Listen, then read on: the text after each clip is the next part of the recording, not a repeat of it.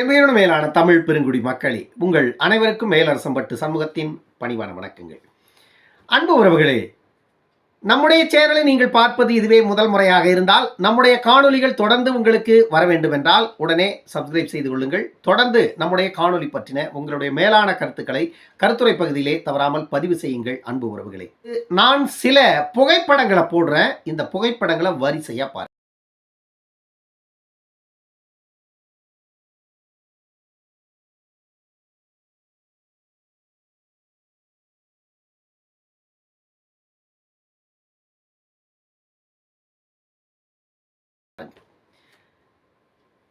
பார்த்தீர்களா இந்த புகைப்படங்கள்லாம்?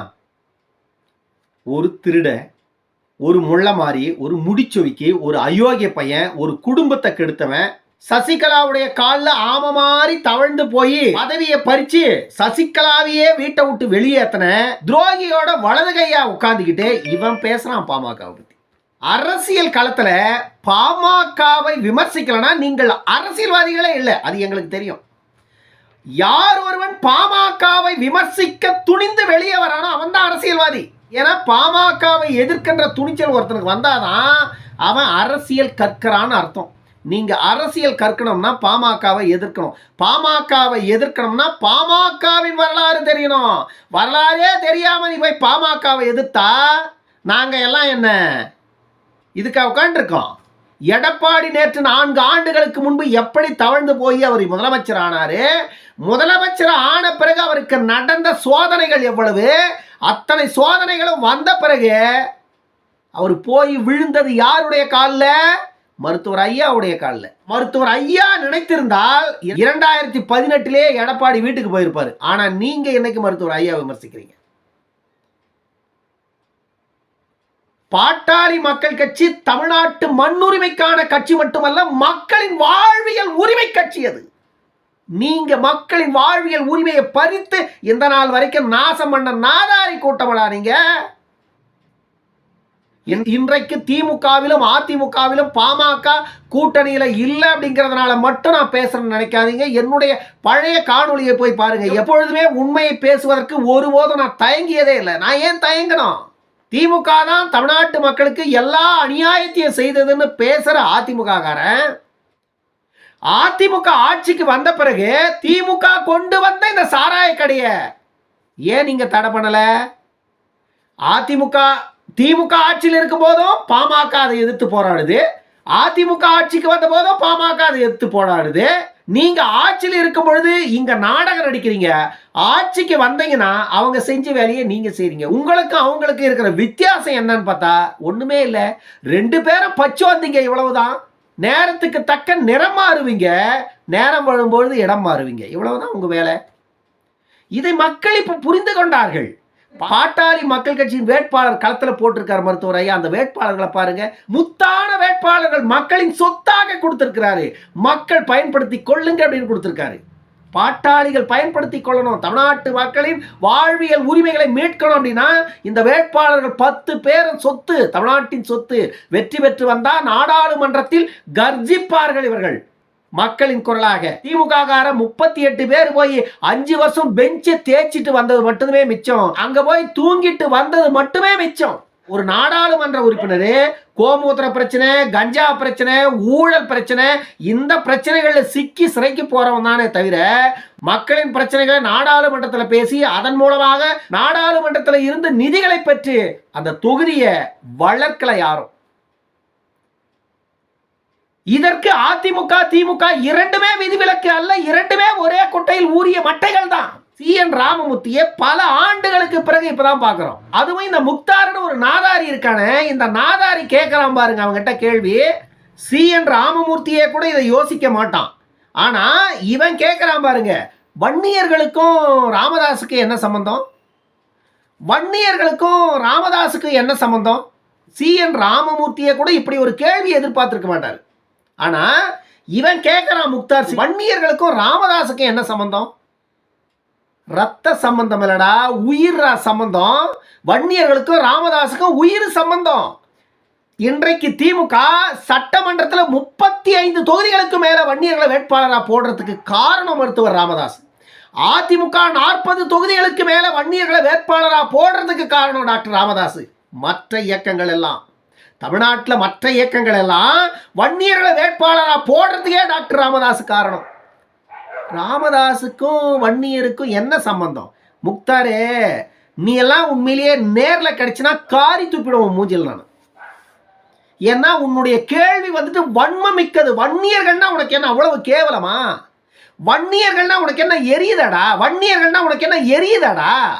1980களில் இருந்து இன்றைக்கு வரைக்கும் மருத்துவர் ஐயா வன்னியர்களின் உரிமைக்காக எந்த அளவிற்கு இறங்கி சென்று ஒரு அரசியல் கட்சியின் அயோக்கியன்கள் கிட்டையும் போய் நின்று இருக்காருன்னு எங்களுக்கு தான் தெரியும். உன்னை போன்ற அயோக்கிய பயல்களுக்கு தெரியாதது. வன்னியர்கள் மீது வன்மத்தின் உச்சத்தில் இருக்கிற நீ முக்தார சொல்ற நான். CN ராமமூர்த்தி சொல்ற பதில விட்டுடு, அவன் சாக்கடை. அவன் வாயில வர்ற பதில் அத்தனைக்குமே காரணம் முக்தார் என்ற இந்த நாதாரி. நான் சொல்றேன், முக்தாருங்கிற இந்த நாதாரி தான் அவன் வாயிலிருந்து வர அத்தனை வார்த்தைகளுக்குமே காரணம். ஒரு நாய் கொலைக்குதுன்னா அந்த நாய் வாயில வந்து வேணும்னே கொண்டு போய் கோலை வச்சு நீ இப்படி கொலை அப்படி கொலை அப்படி கொலைன்னு நீ ஆட்டம் காட்டுற மாதிரி எல்லாம் அந்த நாய் கொலைக்குது. புரியுதா? இது கொலைக்கிற நாய் மேல குற்றம் இல்ல, கோலை கொண்டு போய் வாயில வைக்கிற இந்த நாதாரி மேல குற்றம். இப்போ தேர்தல் வந்த பிறகு மட்டும்தான் இவங்கெல்லாம் உங்க கண்ணுக்கு தர்றாங்களா? தமிழ்நாட்டில் நடக்கின்ற 1000 பிரச்சனைகள் இருக்குது. அன்னைக்கு போய் அவங்ககிட்ட கேள்வி கேட்கறது.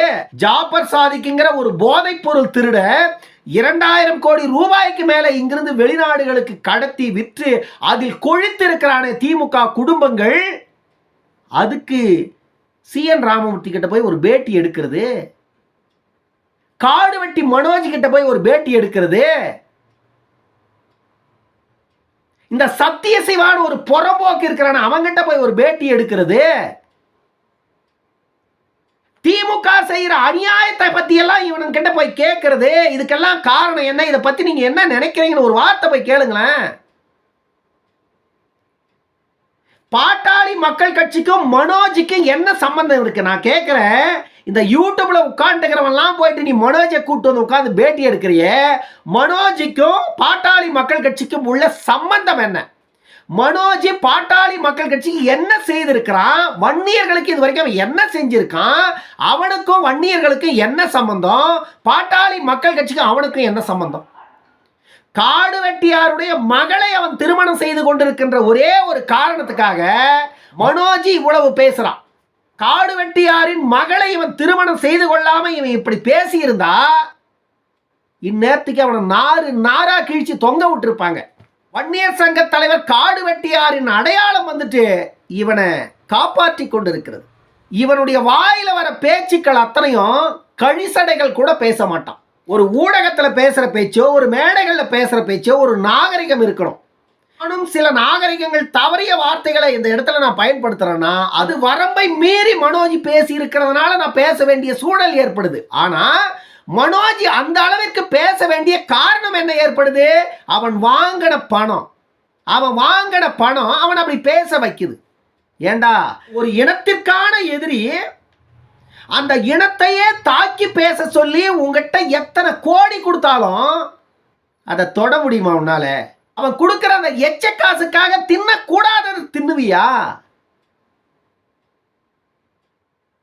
தமிழ்நாட்டில் உன்னுடைய எதிர்ப்பு பாட்டாளி மக்கள் கட்சி, மருத்துவர் ஐயா அன்புமணி ராமதாஸ் இவர்கள் 3 பேரை தாண்டி தமிழ்நாட்டில் யார் மீதும் உனக்கு எதிர்ப்பு கிடையாது. தமிழ்நாட்டு மக்களுக்கு ஆட்சிக்கு வந்த நாள்ல இருந்து இன்னைக்கு வரைக்கும் எதிரியா இருக்கிற இயக்கம் திமுக. தமிழ்நாட்டில் ஊழலில் திளைத்து 100 கோடி தண்டமும் 4 ஆண்டுகள் ஜெயில் தண்டனையும் பெற்ற ஒரு ஊழல் குற்றவாளி. அப்படிப்பட்ட குற்றவாளியால் வழிநடத்தப்பட்ட இயக்கம் அதிமுக. அந்த இயக்கத்தில் இருக்கின்ற ஊழல்வாதிகள் எல்லாம் உங்க கண்ணுக்கே தெரியல. மலைகளை திருடுறான், ஆத்தை திருடுறான், மலையை திருடுறான், குளத்தை திருடுறான், ஏரியை காணும், கண்மாயை காணும், எல்லாத்தையும் திமுக காரன் அதிமுக காரன் ஆட்டையை போட்டுக்கிறான். இவெல்லாம் உன் கண்ணுக்கு தெரியல. ஒரு பெரும்பான்மை சமூகத்தின் நிழலாக நின்று கொண்டிருக்கின்ற ஒரு மிகப்பெரிய ஆளுமைகளை பார்த்து உன்னுடைய தனிப்பட்ட சுயநலத்திற்காக எவ்வளவு நாளைக்கு இவங்களை திட்டிட்டு இருப்ப? இதை தவிர உனக்கு வேற வேலையே கிடையாது. ஒவ்வொன்றுட்டு உன்னுடைய தொழிலாக மாறிவிட்டது.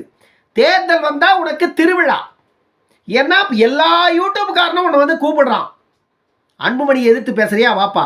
ராமதாஸை எதிர்த்து பேசுறியா வாப்பா, பாமகவை எதிர்த்து பேசுறியா வாப்பா, இந்த வன்னியர் சமூகத்து மக்களுக்கு எதிராக பேசுறியா வாப்பா, விசிகாவுக்கு ஆதரவா பேசுறியா வாப்பா, திமுகவுக்கு ஆதரவா பேசுறியா வாப்பா.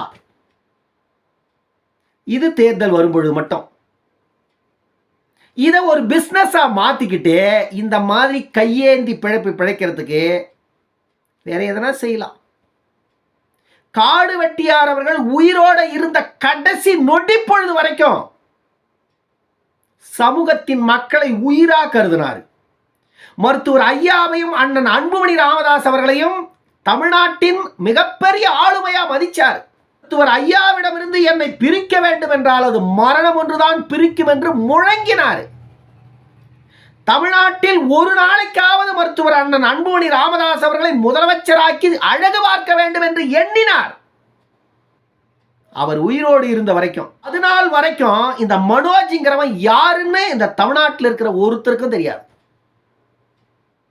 அதன் பிறகு நடந்ததை பத்தி நான் எதையும் பேச வரல. காடு வெட்டி குரு ஐயா தமிழ்நாட்டில் உள்ள ஒட்டுமொத்த வன்னியர்களுக்கு மட்டுமல்ல பிற சமூகத்து மக்களுக்கும் பாதுகாவலர். அவர் இன்றைக்கும் மனோஜி நீ பாட்டாளி மக்கள் கட்சியவும் மருத்துவர் ஐயா அவர்களையும் அன்புமணி ராமதாஸ் அவர்களையும் நீ பேசுகின்ற இந்த கேவலமான பேச்சுக்களை எல்லாம் கேட்டுக்கொண்டு கூட பாட்டாளி மக்கள் கட்சியின் தொண்டர்கள் கடந்து செல்லுகிறார்கள் என்றால் அதற்கு காரணம் காடு வெட்டியாருடைய நிழல் உனக்கு பாதுகாப்பாக இருக்குது. இவ்வளவுதான். ஒவ்வொரு இடங்களிலையும் பேசுவதற்கு முன்பாக சற்றாவது சிந்தித்து பேசு. உன்னுடைய பேச்சில் நியாயம் இருக்கிறதா என்பதை யோசிச்சு பேசு. வன்னியர்களுக்கு திமுக செய்யாத துரோகத்தை இதுவரையில் யாருமே செய்ததில்லை. அந்த இயக்கத்தை நீ ஆதரிக்கிற என்னைக்கு நீ வன்னியர்களின் உரிமையை பற்றி பேசுற. 10.5 விழுக்காடு உச்சநீதிமன்றம் வரை கொண்டு சென்று ரத்து செஞ்சது திமுக. என்ன பேசுன? 10.5 விழுக்காடு இடஒதுக்கீடு உச்சநீதிமன்றம் வரை சென்றதற்கு திமுகவும் அதிமுகவும் ஒரு ஆணியும் புடுங்கல. பாட்டாளி மக்கள் கட்சி தான் உச்சநீதிமன்றம் வரைக்கும் போச்சு.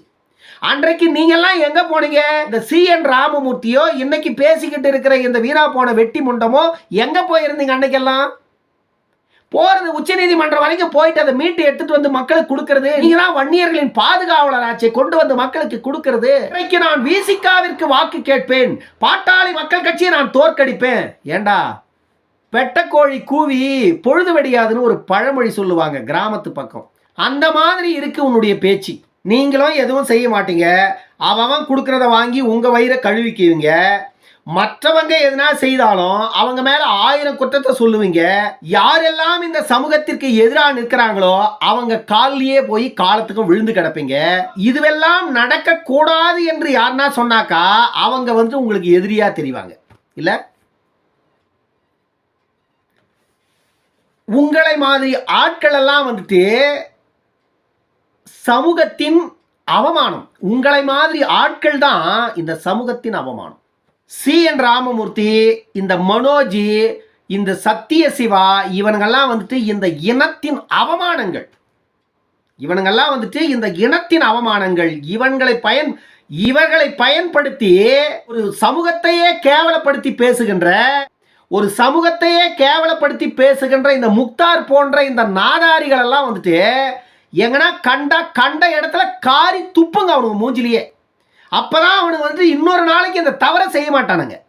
இன்னொரு காணொலியில் சந்திக்கும் வரை உங்களிடமிருந்து விடைபெற்றுக் கொள்வது மேலரசம்பட்டு சண்முகம். நன்றி, வணக்கம் அன்பு உறவுகளே.